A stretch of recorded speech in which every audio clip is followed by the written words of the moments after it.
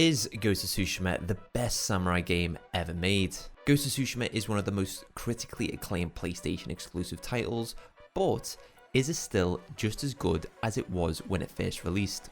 Or does it feel outdated now? When this game was released back in 2020, it took everyone by surprise by just how good this game was. Funnily enough, when Ghost of Tsushima released back in 2020, I picked it up and made a bunch of guides on it to help new players. However, after making over 50 plus videos on Ghost of Tsushima at the time, I ended up hating the game. I know, quite shocking, and I don't know why I hated this game looking back. It might have been because I made so many videos on Ghost of Tsushima, or it may have been because I experienced everything the game had to offer at that time and realised that it was a load of bollocks. Nevertheless, I decided to play it again for the first time since release, and I was very shocked. So is Ghost of Tsushima worth playing now, and does it hold up in 2024?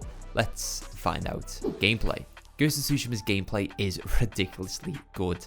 Like, I mean, this game has some seriously good gameplay. I've played a handful of samurai-esque games, but nothing compares to what Ghost of Tsushima offers the player. It amazes me that Sucker Punch, yes, that's right, Sucker Punch, the same guys who made the infamous series, developed this magnificent and authentic title. Like, you can't compare the two games because they are completely different, but Sucker Punch nailed every single aspect of this game. Tsushima Island has been invaded by the Mongol forces, who are just utter horrible bastards, and as Jin Sakai, who is a samurai, you're given so much freedom and gameplay choice to tackle this threat however you want. Every single corner of Tsushima Island has been impacted by the Mongol forces, and they have taken over the entire island. They've taken hostages, set up camps, and taken control of all the strongholds scattered across the island. And as Jin Sakai, you have to erase every single enemy. I told you these guys are horrible bastards. Jin Sakai is the island's only hope,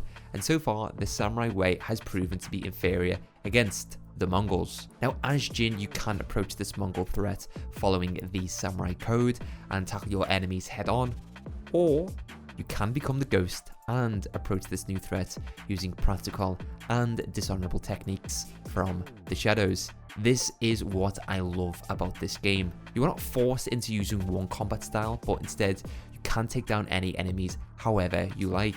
You can tackle enemies head on and duel in a clash of blades, which is the honorable samurai way, or you can lurk in the shadows as the ghost and assassinate your enemies from behind, which is frowned upon. When we fight,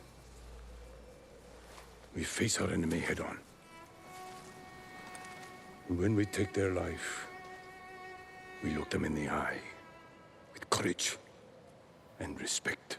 There are a handful of story missions where you have to adopt the ghost techniques though, but other than that, you are allowed to approach the game however you like, and it caters to both playstyles. I wouldn't say one playstyle is better than the other, and it's entirely player preference. You don't have to use just one or the other, you can mix up the two playstyles together.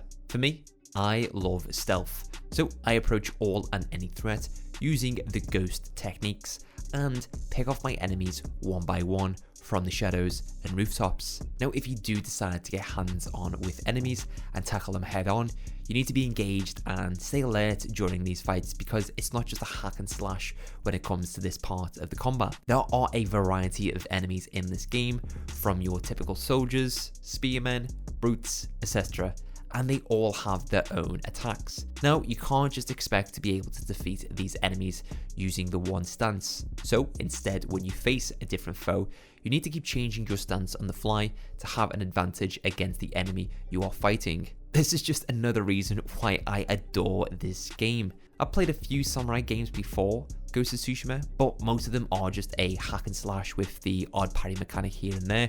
But this game requires you to stay on your toes and be alert when fighting enemies, and switch up your stance as you move on to the next enemy.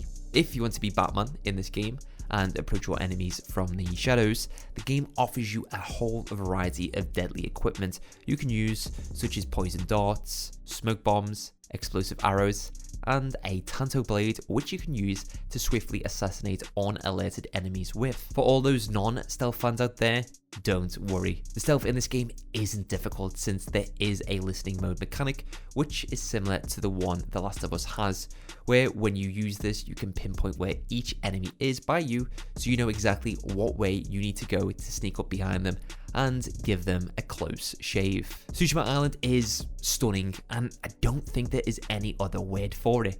The map is a decent size and it's big enough to keep you exploring for many hours. The world is incredibly detailed and super interesting, which will influence you even more to keep exploring and to find secrets hidden on Tsushima Island. One thing I did notice when replaying through this game is I never saw the same thing twice or something similar to what I had already seen before. I think we can all agree that when we play open world games, we tend to come across similar areas or see something that we've already seen before, since developers can get a bit lazy and decide at some point during production to populate the game with the same world assets to fill out the game.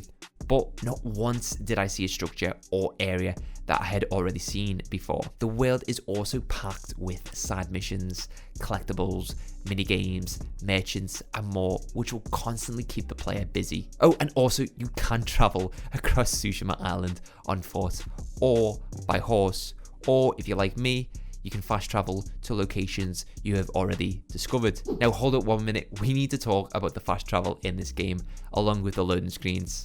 Never have I ever experienced loading screens this quick before. It's instant. Like when you hit fast travel, you're instantly transported to that location. It's crazy. I honestly don't know how Sucker Punch was able to do this, especially for a game that is this graphically impressive.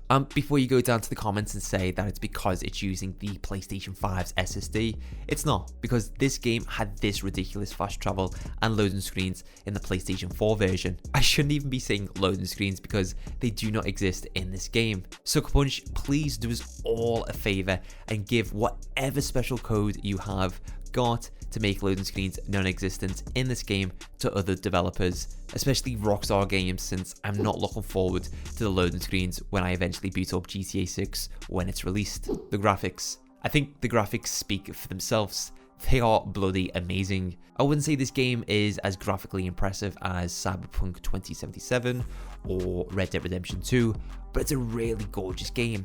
I think what really brings this game to life is its incredible lighting, and this can be easily identified when you're just running around exploring the world. The character models all look well designed and they do a good job for the game that was released in 2020. However, the NPCs that populate the world could have done with a bit more work. The NPCs have just the normal facial features, some with facial hair and a bit of dirt on their face, and that's about it for details.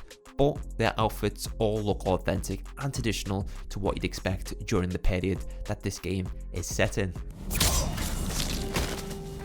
The game runs at 60 FPS on PlayStation 5, and this is definitely the frame rate that you need to experience this game at, since the sword combat in this game looks buttery smooth with it. And I remember on the PlayStation 4 version, the combat being choppy, which is to be expected at 30 FPS. I'm eager to see what this game will look like when it is released for PC on the 16th of May. I'm also interested to see what the modding community do with this game and see if they will release any graphics mods to make this game look even prettier. The story. So Ghost of Tsushima takes place during the year 1274 when Mongol forces led by Khotun Khan invade Tsushima Island. During this invasion, Lord Jin Sakai and his uncle, Lord Shimura, lead the island's samurai against the attacking Mongol forces. Unfortunately, the Mongols' brutal and ruthless fighting techniques outmatch the honorable samurai methods, and the island's samurai are killed during the invasion. Jin awakens after being severely wounded during the invasion, and he must rescue his uncle and stop the Mongols, along with Khotun Khan. However, Jin soon realizes that if he is to overcome this new threat, he needs to forget the samurai code and use dishonorable fighting methods and become the Ghost. After replaying through the story, I found it enjoyable, but not something that I would want to keep replaying again in the future. All the story beats throughout the game are very predictable, and it's easy to guess what happens in the ending. I was let down that this game did not have a karma system involved in its story, which would have decided what ending the player would have got. Since this was something that the Infamous games did, and it would have been perfect for Ghost of Tsushima since you can either use the samurai methods or the dishonorable ghost techniques. The story missions themselves are fun, but it's just the narrative moving forward which I found to be this game's only weakness. Outside the story, the game is full of fun and exciting activities which I really enjoyed experiencing all over again. So should you play Ghost of Tsushima in 2024? Most definitely. If you're a fan of samurai-esque games, then this will be your cup of tea. This game does a lot of new things which I've not seen in previous samurai games I have played, which really makes this title super enjoyable and accommodating to all types of players, no matter what their playstyle is. I think after replaying this game, I have realized that I must have hated this game when it was released because of the amount of videos I was producing on it, and I just couldn't appreciate it for what it was. I think Ghost of Tsushima is an incredible game.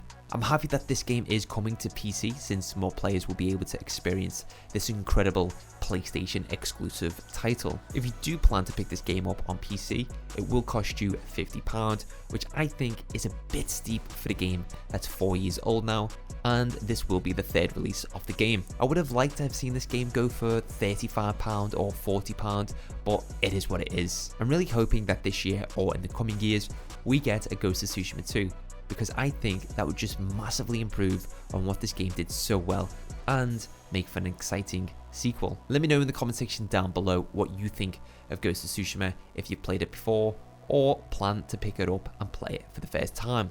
I'd love to hear. So I hope you guys enjoyed this video. If you did, please leave a like. Also, if you do enjoy content like this, be sure to hit that subscribe button and click on the bell icon to turn on notifications so you don't miss my next upload. So that's it for this video. I hope you guys enjoyed it, and thanks for watching.